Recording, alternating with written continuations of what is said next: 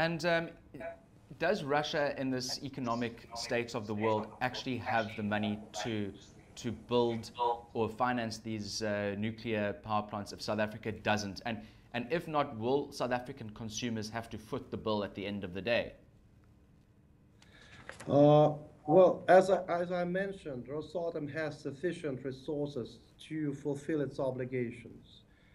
As an experienced nuclear organization, we have a long track record of successful nuclear projects uh, in different markets, in multiple markets. Our financing options suggest different opportunities for our clients, such as intergovernmental, uh, well, some state-to-state loans, equity finance, or acquiring equity, like we did it in, for instance, in Finland, where Rosatom possesses 34% in the uh, uh, joint venture with the Finnish private investors.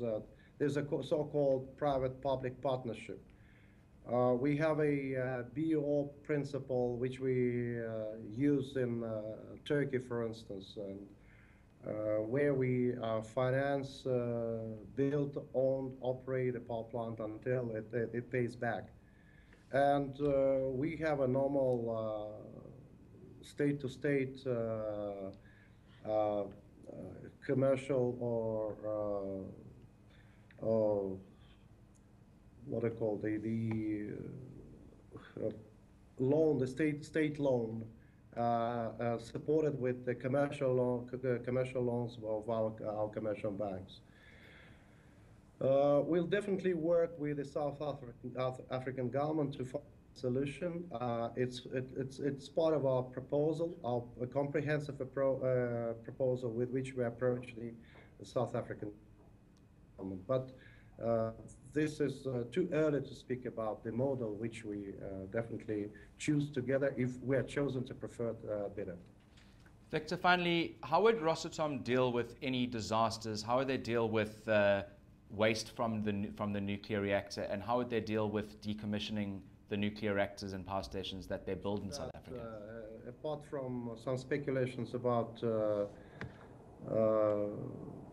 of nuclear not being safe and that there's a disaster with regards to nuclear waste treatment, I would say that this is the only industry that deals with waste in general and with nuclear waste in particular, because it requires some special treatment. And Rosatom has a lot of experience, a lot of practices, and I would say that maintenance of nuclear and radiation safety is one of our main functions, which is imposed on Rosatom by the government. And by the way, it is also part of our international obligations because we are a member of IAEA and other international world organizations like, for instance, World Association of Nuclear Operators. And I would say that had Rosatom been using, had the equipment which Rosatom is using now been installed in Fukushima nuclear power plant, we would never have known such a thing like a Fukushima disaster. And I would say that